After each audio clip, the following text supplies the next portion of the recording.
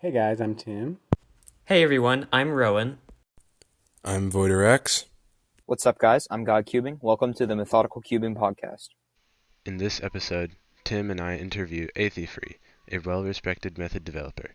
We will talk about a variety of topics ranging from his early cubing days to APB and the Nautilus Method. When did you start cubing, and what was your first cube that you got back in 2005 or 2006?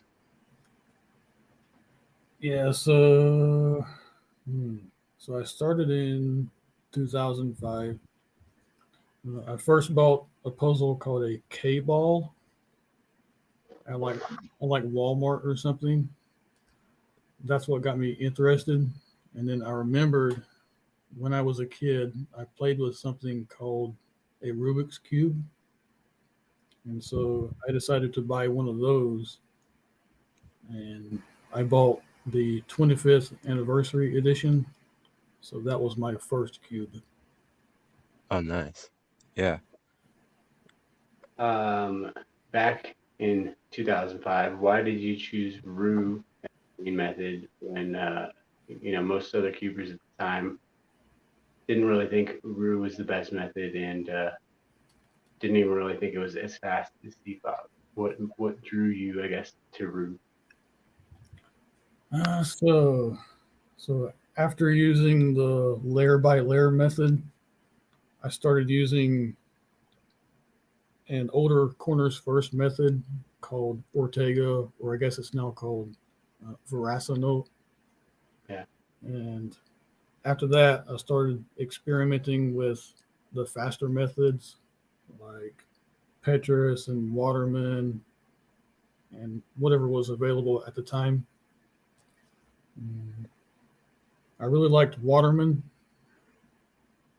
but then I found roux, and roux felt similar to the corners first method that I was using at the time. And CFOP just was too many algorithms to learn, and it felt really stupid to break up pieces that I had already solved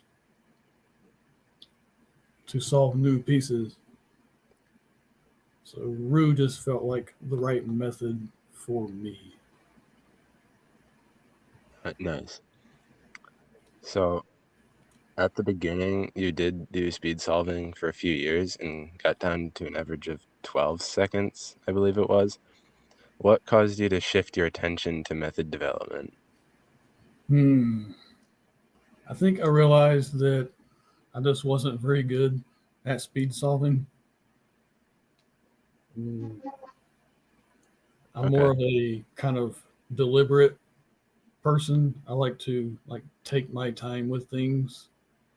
And so I guess I also realized I'm better at method development, and maybe that's kind of where I belong.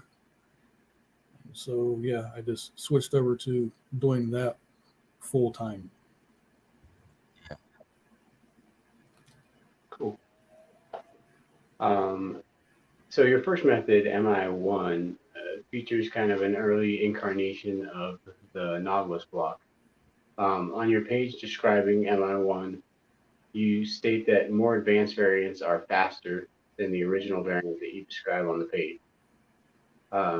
After the first step, what do you think is probably the fastest or the best variant in continuation or variants, continuations of MI1? Good question.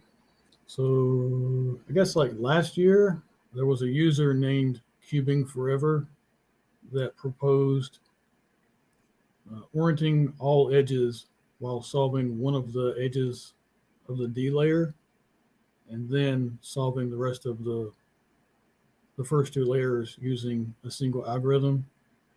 I think that's probably the best found so far. It just hasn't yet been developed. It would be nice to go back and like kind of fix up the method to make it more competitive now. Yeah. So basically, you're saying like doing DR or something, and then doing a last extended slot, basically. Yeah, Same yeah. thing to finish it off. Yep, that. Recently, it's become more popular for speedcubers to learn full zbll, and many newer methods seem to be just simply be a way to get to the last layer with EO solved. Why do you think zbll has become so popular recently? In the future, do you see this trend continuing, or do you think the current popularity around zbll will die out? I definitely think it will continue because if you look at current CFOP solvers, many of them are learning zbll, and with CFOP still being the most popular method by far, yeah, I definitely think it's something that will continue for a long time at least. It's interesting. It really brings a whole meaning to CPOP having too many algorithms to learn, like Yeah, to Yeah, ZBL. they don't even Um, use zbll every time. yeah. yeah, exactly.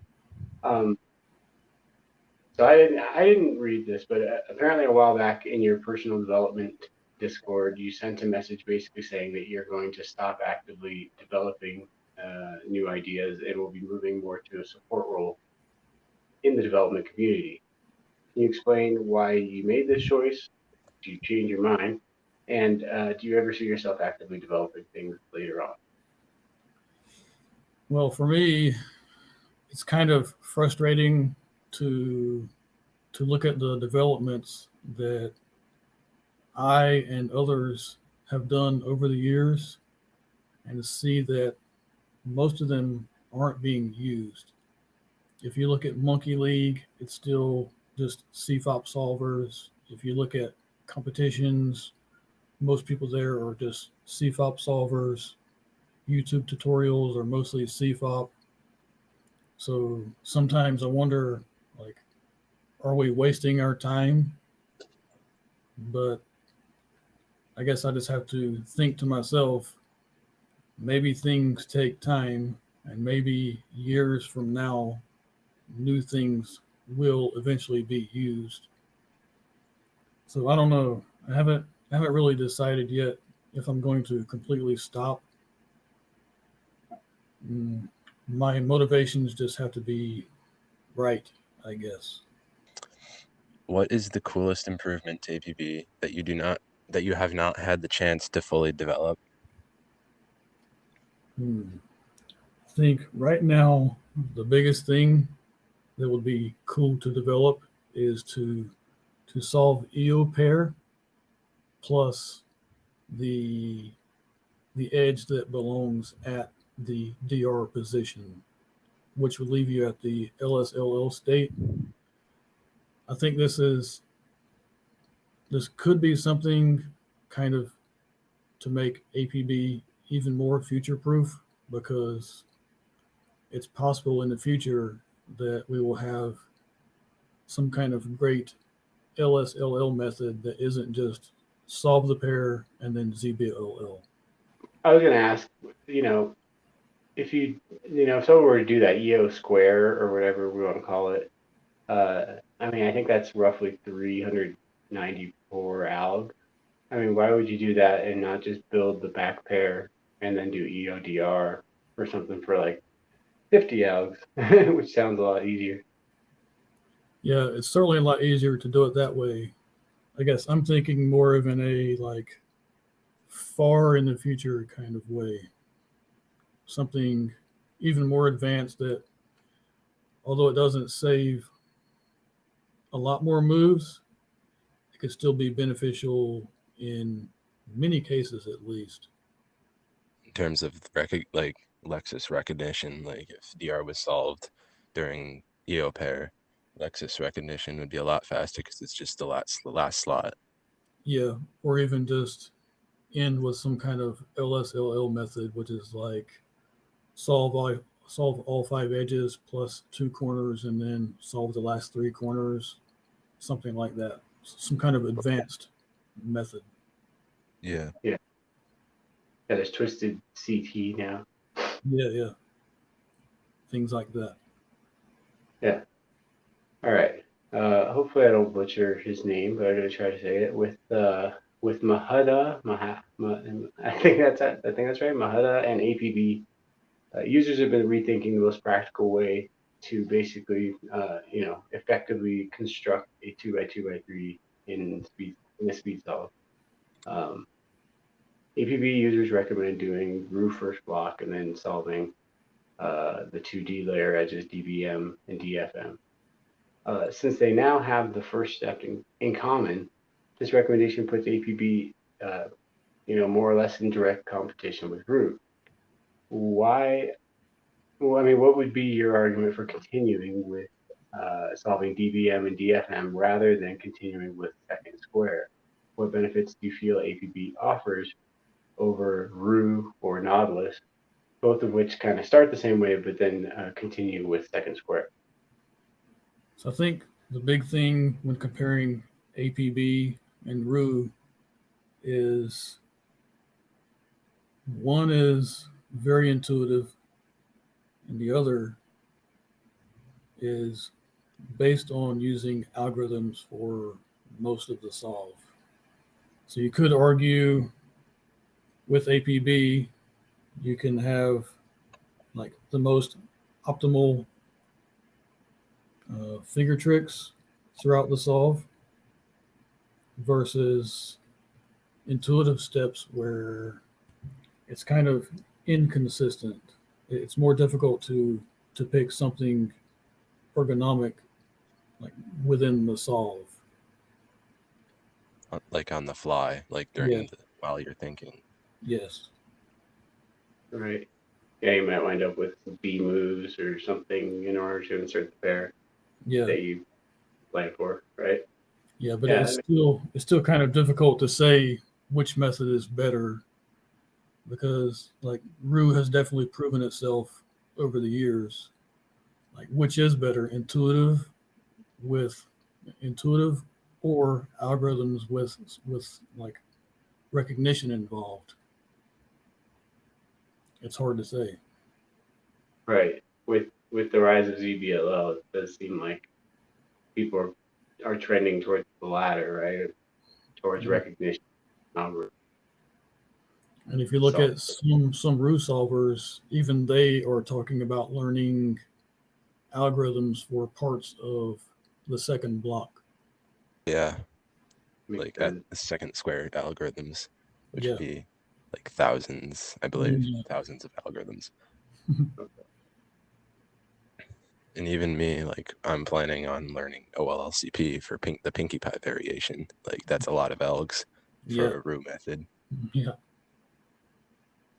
Yeah. Well, even just doing CLL and roux.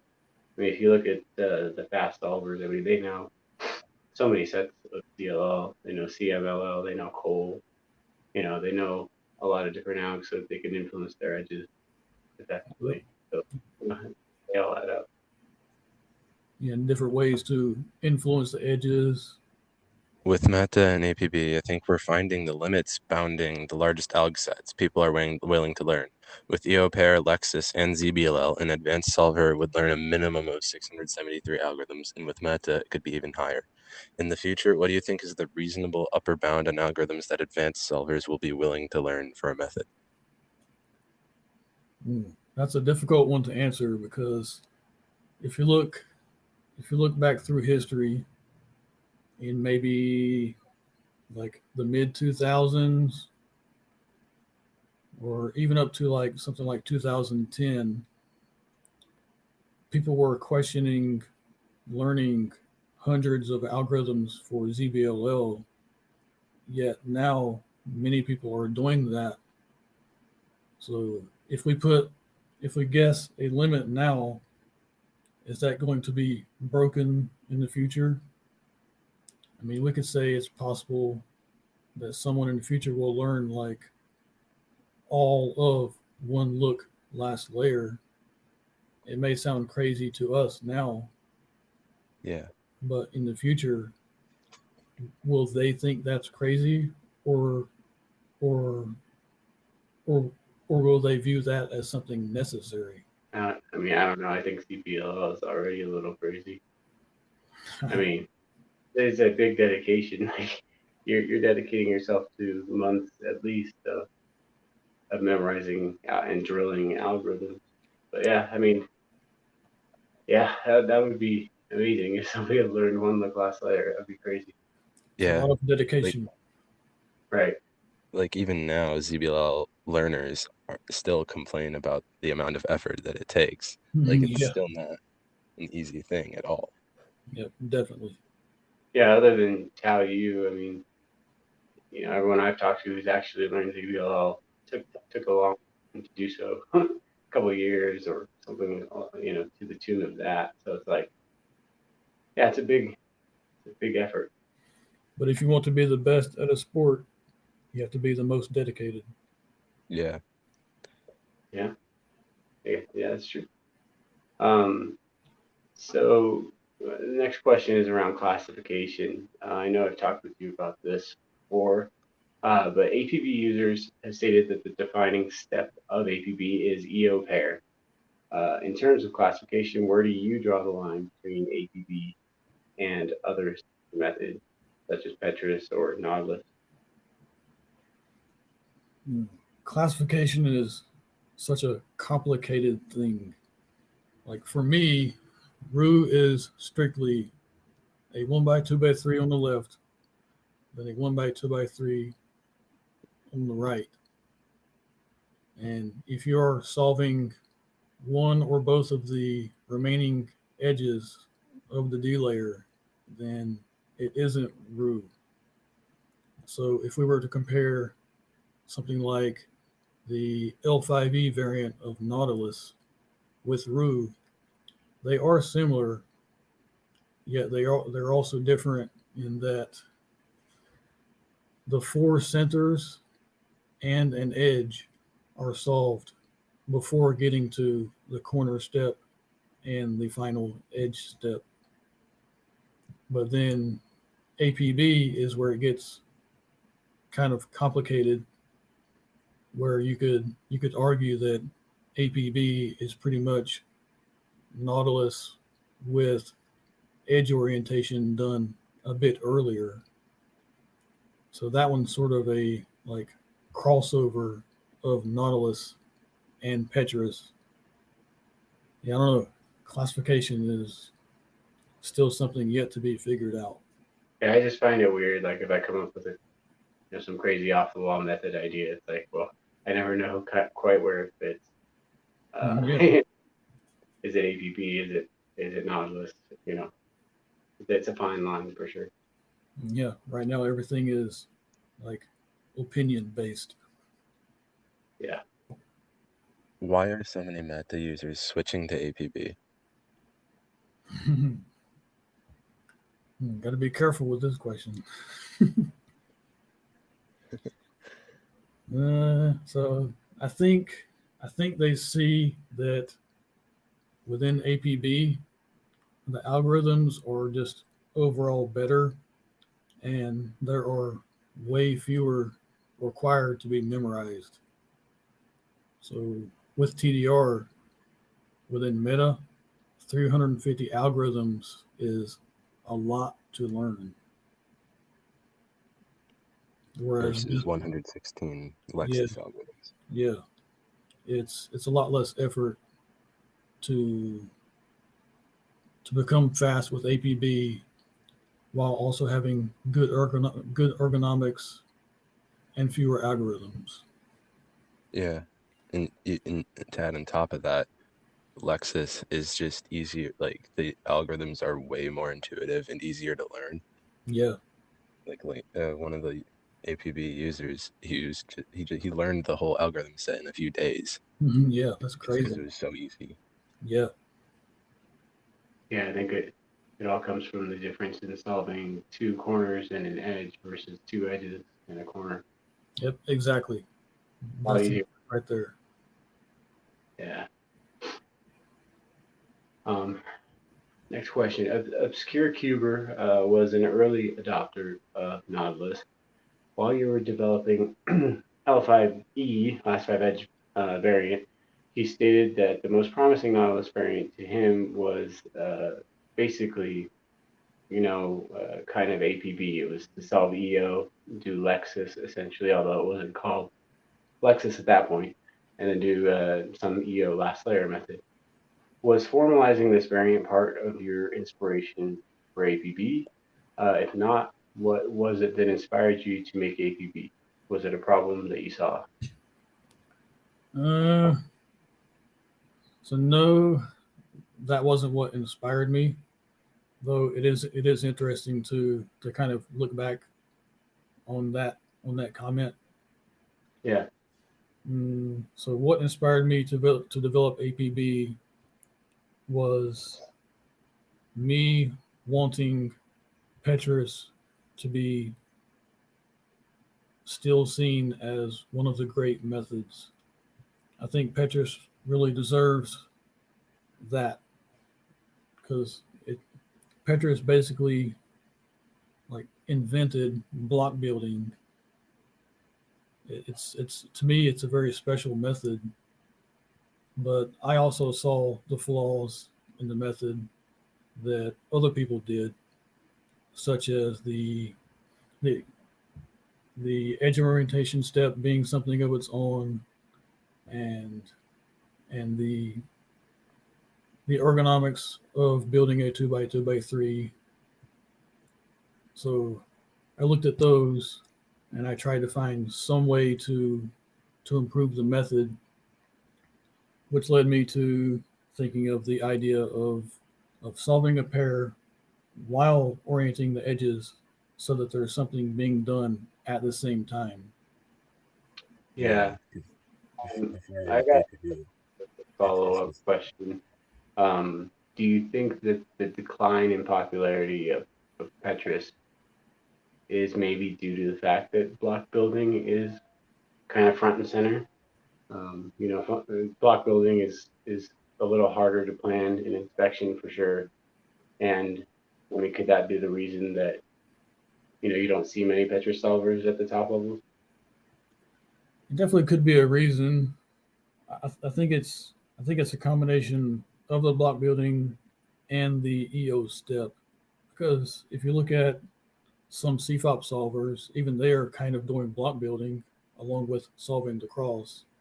So that's probably not like the whole reason, but it's probably at least part of it. Yeah, even an X cross now, like an X cross is just a 2x2x2 block with 2 extra edges. Yep. Yeah, and a lot of people have said that F2L these days is essentially becoming block building, kind of free form F2L. Like a Petrus without EO. Yeah. How do you rule out those other approaches and decide that EO pair is the best way to go? Okay, so there were 3 main points that I was focused on improving when looking at Petrus. So the first big one was the block building. Petrus users often complained about the ergonomics of building the 2x2x3 by starting with a 2x2x2. And so I proposed to them, why not use different 2x2x3 building approaches depending on the scramble? And how about starting with a first block, as in roux, and then adding the 2 D layer edges? Couldn't that be better, at least in most cases? Because you could track the 2 D layer edges. So that was the first thing. And then the second thing I looked at was, what can we do along with the EO step so that there's more progress being done at that point in the solve? And the EO plus pair idea was what immediately first came to mind. And then outside of that, I wanted Petrus to have like great ergonomics throughout the whole solve. And I guess making everything based on algorithms is what solved that problem. Yeah, when you reduce to RU, I mean, Lexus for block on left, or completely RU, which is, pretty much the best I think you can get. Yeah. I'm just kind of curious for EO pair, for APB for EO pair, would you consider somebody who knows only the winter variation, I guess you could call it, just the pre-made pair cases? Would you consider them to know full APB, or would you consider that they would ideally know, I guess, the summer variation cases as well when you have a split pair? Because you generated outs for both, right? Yeah. Oh, okay. I see what you mean. I just look at it as winter and summer variation, but like split pair versus pre-made pair, I mean, is that people would learn both those Alex sets to know full APB, I guess. I think the split pair cases and things even further than that are things to be used in the future once someone is already fast with APB. Way back in 2006, when you came up with the idea of Nautilus, what caused you to think of this method, and what I guess was your inspiration for creating Nautilus originally? This is a very interesting question. So, in 2006, I was talking to Roux a lot through emails. We would often share method ideas. One of the ideas he shared with me was a method that started with a shape on the bottom that looks like the first step of triangular Francisco.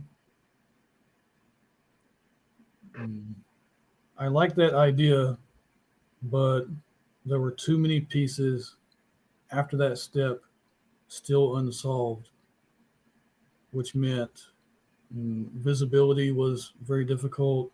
There were too many blind spots. And I thought, well, why not double the layers of that step, which made the MI1 shape? And then with me being a roux user, I decided to start by solving the first block and then add that square in the back to make that the default way of solving the shape. But then after that, I thought that unsolved edge at DR caused problems because at the time, S slice moves weren't very good. And so I decided to add that DR edge as part of the main shape. Yeah. And what was like the original variance when you back in 2006 you invented the method, and then in 2020 you came back and made the revamped it with a whole bunch of variants. What was the original variant when you first invented it? Okay, so let's see.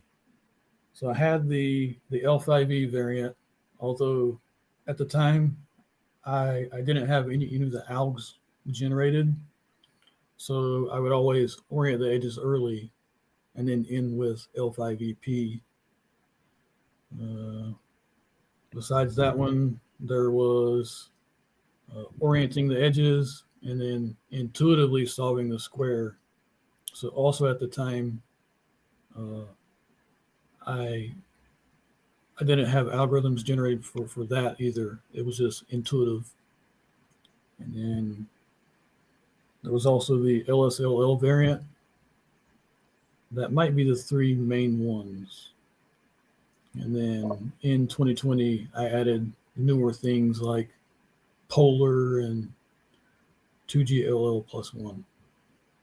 And CX and stuff like that. Yeah. Well, why did you decide to reinvent or whatever, repopularize Nautilus in 2020? What behind that? Somewhere around 2014, I took a break from the community for a while. I then came back and I had a lot of new ideas, and I also had a lot more confidence that I could like show the community that Nautilus can be a great method. So I decided to to make a website and develop new variants, develop better algorithms, just make the whole thing way more presentable. Including unofficial variants, which are like no longer like being pushed with the Nautilus method, like Polar, CX, and stuff like that. How would you rank all the different variants after Shell? I think pretty much the three main variants that are displayed on the website are the ones that I think are the best. I still think the L5E variant could be the best, but that's absolutely dependent upon someone learning all 250 L5E algorithms. But that is a lot to ask of someone. It's just very dependent upon that.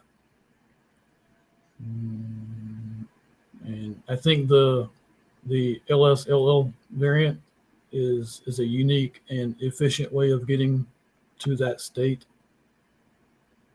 And I also think EOFE could be a great variant once it is like actually fully developed. Yeah, I think it's cursed by having a lot of algorithms as well. Yeah. But kind of side question around L5E. What do you think, if somebody was learning L5E, what do you think the best way to kind of solve last five edges before they know the full alg set would be? Because, I mean, to me, last five edge EO can be kind of costly move count wise. So EO EP, at the very end always seems a little inefficient to me. What do you think is the best way to kind of do that if you don't know the alg for a last five edges case or something? I think currently the best two-step way is the one proposed by Trangium, where you get the edges to the arrow EO state and then solve everything from there, which is only 60 algorithms. Do you think Nautilus is waning in the wake of like APB? There are very few methods which have any kind of popularity. So things come and go. I think APB has gained some popularity now, and I've kind of moved my focus away from Nautilus, like away from promotion and development and things like that. So maybe if more promotion and development is put into Nautilus again, it will get back to, I guess, the level of like conversation that it had within the community. I mean, go ahead. When I switched to Nautilus for a few months, like it felt like a lot of people like were switching to it. Like, and then like the second I switched, it felt like nothing happened ever. It was it just kind of felt, it almost made me feel guilty for a little bit. Just for like it felt like I had killed it. But I mean, my personal opinion is that it kind of hits upon your point from earlier where you were talking about intuitive building versus algorithmic. I feel like Nautilus kind of represents, in a lot of ways, a more intuitive block building method, where the trend, at least, currently seems to be more towards algorithmic methods. which you could do with Nautilus, but I mean, it requires a lot of block building up front, I think. Yeah, that's a good So, point. yeah, I mean, I think that's probably all it is. I mean, APB is, as we've already said, pretty similar to Nautilus. Which block building approach do you consider to be better for Nautilus block? 2-2-3 plus pair, like DVR or whatnot, or the approach, kind of the more official, I guess, Nautilus approach, which is roux first block plus a Nautilus second block, 2x2x2 in DVR. I think I'm pretty set on first block, then 2x2x2 being better overall, because as was kind of talked about earlier, the ergonomics of building a 2x2x3, especially in this case of it needing to be built in the back, aren't as good compared to solving a first block and then having the R, wide R, and ilm slice freedom and ergonomics of solving the 2x2x2. I mean, how do you feel? I mean, I know I've talked with you about this a little bit, but as an alternative start to APB, then would first block, second square into EODB possibly be a better way to do APB, or at least a option that should be considered? Or how do you feel about that? So there is an older zbll variant for Nautilus, which did something like that, which was second square, then EODB, and then solve the front square, or Lexus as we're calling it now. The problem with that one was the recognition for the EODB step is pretty difficult because you have to track so many different things within that step. And then if you look at the ergonomics of solving the front square using R, wide R, U, and ilm moves versus everything being R and U within the current standard APB, APB's way seems to be better overall. Yeah, and even with Nautilus zbll, when it was more upfront, even when I came up with the oriented U edge in the FR slot Yeah, during a second square, like even then the EO recognition was still a lot. I think that's another reason why zbrew isn't very good. yeah, good point there. Compared to other EO last slot last layer methods, do you think Nautilus shell plus EODF is the best way to get to EO F2L -1? And if so, yeah, do you think that's the best way, or do you think other ways like ZZ or even APB, if you solve the DR edge during EO pair, what do you think's the best? Yeah, I think Nautilus has tough competition with ZZ or even CFOP with something like edge control. I think Nautilus is probably the most efficient way, and the ergonomics are great, but it's hard to say if that like competes with the ergonomics of ZZ after EO cross, where it's mostly RU with also some LU moves mixed in. I think that would be a fun project to do, like analyze the full ergonomics of the two methods in some way to determine which is the better, more ergonomic way to get to that state. I think Nautilus style is probably the best for one-handed solving, at least. It's just a matter of comparing TPS spam versus efficiency. Yeah. Well, yeah. I mean, personally, I feel like a lot of ZZ users downplay the significance of LU as well. I mean, when in reality, two pairs that you're probably going to solve with LU, the two left. How do you feel about the many methods, or at least the few methods, that use the shell shape between 2006 and 2020? Partially during your hiatus. There's Speed Heist 2, the immune system, which I found out the system was called. That's the name given to M-Cell and all of its variants, and Shadow Slice F12, as it's called it. There's Russo, Hawaiian Cosiamba as well. How do you feel about all of these methods, compared to your original Nautilus proposal, Nautilus as it exists now, and all that? And can you think of any other methods that I guess I didn't list or say? For other methods, there's also water ZZ, which is kind of similar. It gets to a state which is kind of like the CX variant within Nautilus.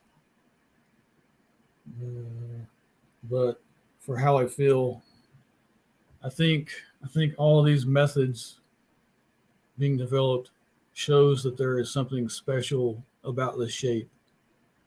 Like to have the freedom to do RU, wide RU, and Elm Slice moves, while also having all of the blind spots eliminated, is like something great to have within a solve. In 2006, like I thought of so many methods, but there was something about MI1 and the subsequent Nautilus shape that just felt right to me. I guess great enough that I decided to put it out there on my old website. Why do you think there isn't more popularity around kind of the Speed Heist 2 approach, which is, basically an EP plus one into last three corners type approach? I mean, I think a lot of current methods would, lend themselves well to such an approach, and it has a lot less algorithms than zbll, while maintaining probably a pretty comparable move count. Why do you think that EP plus one has not really gained any popularity in all these new methods being developed? We've kind of talked a bit here about the current trend being things being based on algorithms, and with it taking more effort to build things like that within the last slot and last layer, I think it's just not quite there. I think the idea of ending with last three corners is something that could be like a great competitor to last slot and then zbll. It's just we haven't yet found the right way to do that. So I'm not sure if the way that it's done in Speed Heist 2 is the way to do that. It's just imperfect, I think, and we need to keep searching to find the best way to get to last three corners.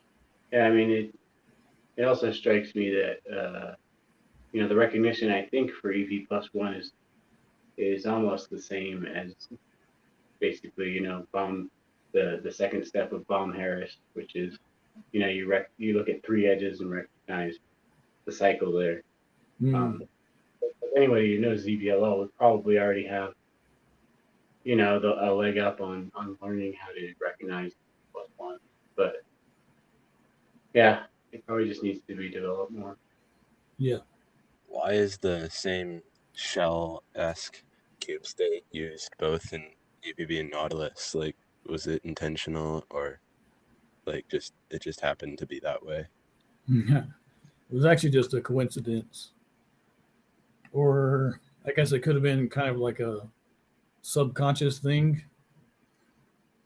but really just the idea came to me to solve a pair while orienting the edges. But then like it was only later that I realized that the shapes were pretty much the same. Yeah, I think it's a cool coincidence. I think we've touched upon some of the reasons probably for it, though. I mean, you're basically just solving all the blind spots first and trying to get to a state where you can see, as many pieces as possible. Yeah. So yeah, I mean, it makes sense. Cool. Well, thanks. That was actually pretty fun. Yeah. Thanks for having me. Yep. Thank you for coming on. Yeah, it was fun. Thanks for watching, guys. This was the first episode in our new podcast, the Methodical Cubing Podcast, where we talk about methods and different things in the cubing community. We hope to bring more content like this in the future. We have many ideas, and we'll see you in the next one.